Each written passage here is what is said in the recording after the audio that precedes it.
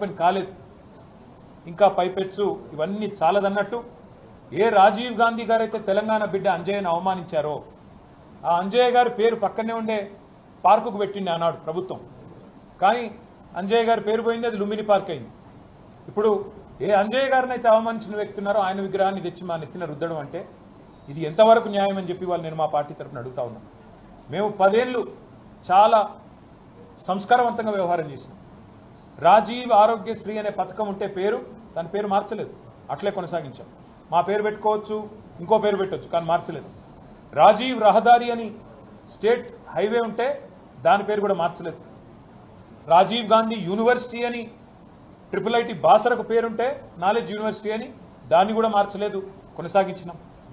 ఉప్పల్లో ఉండే అంతర్జాతీయ స్టేడియంకు రాజీవ్ గాంధీ స్టేడియం అని పేరున్నా దాన్ని కూడా కొనసాగించినాం తప్ప మార్చలేదు.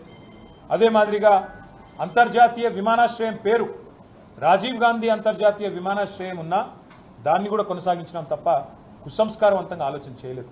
కానీ ఇవాళ బాధతోనైనా చెప్పక తప్పడం లేదు.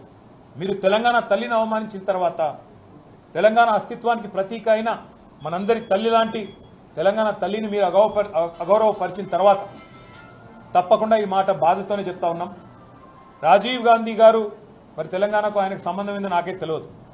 రాహుల్ గాంధీ దగ్గర మార్కులు కొట్టేయాలంటే మీ గాంధీ భవన్లో పెట్టుకో, లేదా జూబ్లీహిల్స్లో నీ ఇంట్లో పెట్టుకో, ఎవరు వద్దంటలేదు.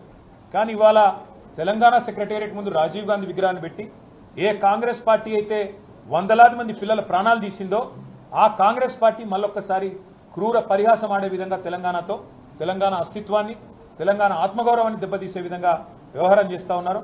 మేము తప్పకుండా మాటిస్తా ఉన్నా మా తెలంగాణలోని అన్నదమ్ములకి, ఆడబిడ్డలకి, మన పోరాటమే అస్తిత్వ పోరాటం, ఆత్మగౌరవ పోరాటం. తప్పకుండా మనం మళ్ళీ తిరిగి వస్తాం.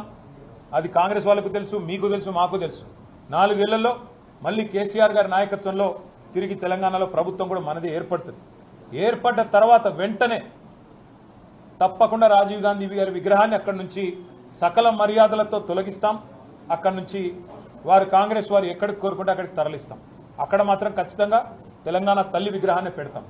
ఇవాళ కాంగ్రెస్ చేసిన ఈ దుందుడుకు, దుర్మార్గ కుసంస్కార పనికి నిరసనగా తప్పకుండా రేపటి రోజున అంతర్జాతీయ విమానాశ్రయం పేరు కూడా మారుస్తాం.